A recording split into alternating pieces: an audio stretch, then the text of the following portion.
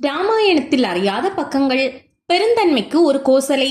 கௌசல்யா, சுப்ரஜா, ராமா, பூர்வா என்ற திருவேங்கடவன் திருப்பள்ளி எழுச்சி பாடலை நாம் கேட்டிருக்கிறோம்.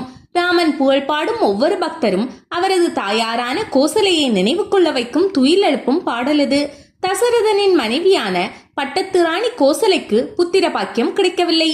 ஆகவே கைகேயி இரண்டாவது மனைவியாக, இரண்டாவது பட்டத்து ராணியாக பொறுப்பேற்றாள். அவளுக்கும் குழந்தை பாக்கியம் கிடைக்கவில்லை. சுமித்திரை மூன்றாவது மனைவியாக வந்தாள். ஆனால் தசரதனின் முன்வினையால் ஏற்பட்ட சாபம்தான் அவருக்கு குழந்தை பிறக்கவில்லை என தெரிய வந்தது. இதன் பின் முனிவர் ரிஷியசிருங்கர் நடத்திய வேள்வியின் மகிமையால் கிடைத்த அமுதத்தால் மனைவியர் மூவருக்கும் குழந்தை பேறு கிட்டியது. கோசலைக்கு ராமன், கைகேயிக்கு பரதன், சுமித்ரைக்கு லட்சுமணன், சத்ருக்னன் என 4 குழந்தைகள் பிறந்தனர். சகோதரர்களில் மூத்தவனான ராமனுடன் லட்சுமணன், பரதனுடன் சத்ருக்னன் என பிணைப்பை உருவாக்கி சகோதரர்களிடையே பாச வலையை பின்னினாள் சுமித்திரை. இயல்பாகவே பாசம், நேசம், அன்பு, கருணை, இரக்கம் என நற்குணங்கள் பொருந்தியவளாக கோசலை விளங்கியதால் ராமனும் அந்த குணங்களால் மேலும் மெருகூட்டும் வகையில் வாழ்வை அமைத்துக் கொண்டான். ஆனால் தன்னை விட கைகேயி ராஜ பாரம்பரியத்தில் வளர்ந்தவள், அரச நிர்வாகத்தில் தேர்ந்தவள், தேர் செலுத்தும் வீரமிக்கவள் என்ற காரணங்களால் தன் குழந்தை ராமனை அவளுடைய கைகளில் தசரதன் தவளவிட்ட போது அதற்காக கொஞ்சமும் வருத்தமடையவில்லை கோசலை. அதே போல பரதனை வளர்க்கும் பொறுப்பை தசரதன் தனக்கு அளித்த போதும் பேரு வகை கொண்டாள். எல்லாம் சுமூகமாக தான் போய்கொண்டிருந்தன. விஸ்வாமித்ரர் தான் இயற்றும் யாகங்களை நிர்மூலமாக்கும் அரக்கர்களிடமிருந்து காக்க ராமனின் துணையை நாடினார். அவன் பாலகன், அவனால் அரக்கரை எதிர்க்க முடியாது என தசரதன் மன்றாடியும் தன் மகனின் பராக்கிரமத்தை அறிந்திருந்த கோசலை எந்த பதட்டமும் படாமல் கண்ணசைவால் சம்மதம் தெரிவித்தாள். அதை புரிந்து கொண்டு ராமனால் பெரும்புகழ் கிடைக்கும் என்ற பெருமையில் தசரதனும் அனுமதித்தான்.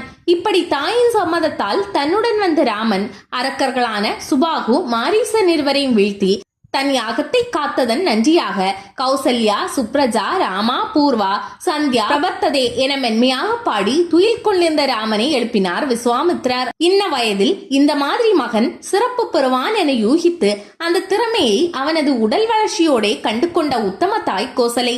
ராமனுக்கு 4 வயதாகும் போது பட்டத்து யானையின் அம்பாரியில் அவனை தசரதன் அமர்த்தி ஊர்வலம் கண்டபோது அவனுடைய கம்பீரத்தை கண்டு மயந்தவள் அவள். மிதிலையில் சிவதனுசை முறித்து சீதையை கரம் பிடித்த ராமன் தம்பதி சமேதரராக முதலில் ஆசை பெற்றது கைகேயிடம்தான். பெற்ற தாயான தனக்கு முக்கியத்துவம் ராமன் தரவில்லையே என கோபப்படவில்லை. பெருந்தன்மையுடன் அந்த காட்சியை பார்த்து மகிழ்ந்தாள். இழப்பு என்ற அதிர்ச்சியை தாங்கிக் கொள்ளும் பக்குவம் கொண்ட கோசலை ஒரு தாயாக பிரிவு என்ற சோகத்தை ஏற்க முடியாதவளாக இருந்தாள். ஆமாம், மறுநாள் ராமனுக்கு பட்டாபிஷேகம் என்ற தகவல் பரவி இருக்க தன்னை பார்க்க வந்த அந்த மகனை மகிழ்ச்சியுடன் வரவேற்றாள் கோசலை. மனசுக்குள் மட்டும் கொஞ்சம் சந்தேகம். ராமனின் முகம் அன்றலர்ந்த தாமரையாக தான் இருந்தது.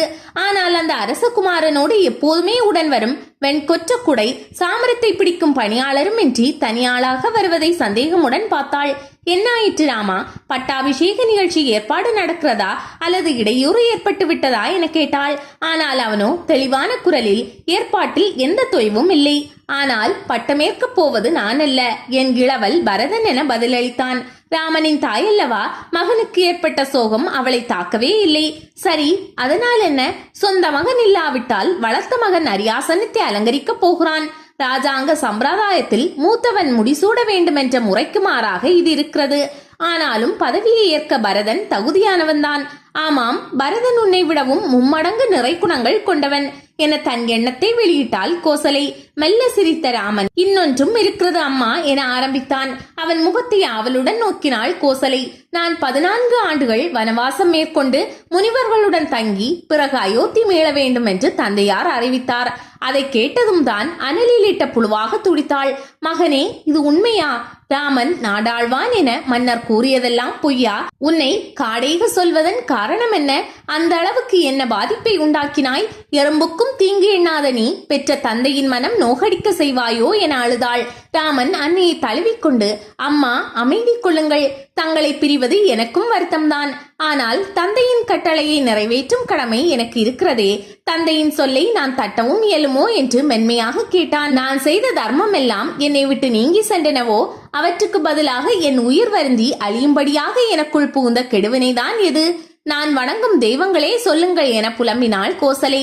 ஈன்ற கன்றை தன்னிடமிருந்து வலுக்கட்டாயமாக பிரித்து செல்லும் கொடுமை போல உள்ளம் கலங்கி கண்ணீர் பெருக்கினாள். ராமன் அவளை ஆசுவாசப்படுத்தினான். வரும் 14 ஆண்டுகள்தான். பரதனின் ஆளுமையால் இந்த அயோத்தி அற்புதங்களை காணும். தொலைவில் இருந்தே இந்த கோலாகலத்தை நானும் கண்டு மகிழ்வேன். நீங்கள் அவனுக்கு பக்கபலமாக விளங்கி நல்லாட்சிக்கு வழிவகுக்க வேண்டும் என கேட்டுக்கொண்டான். ராமா, நீ இல்லாத அயோத்தி என்னை பொறுத்தவரை வறுமையான இடம். நானும் உடன் வருகிறேன் என கெஞ்சினாள் கோசலை. நிர்பந்தம் காரணமாக என்னை பிரியும் தந்தையாரின் மனம் கலங்காதபடி உடனிருந்து ஆற்றுப்படுத்த வேண்டியது உங்கள் கடமை அல்லவா? அதிலிருந்து நீங்கள் பிறழலாமா என தாயை சமாதானப்படுத்தினான் ராமன். நெடுமூச்சு விட்டபடி அயர்ந்தாள் கோசலை.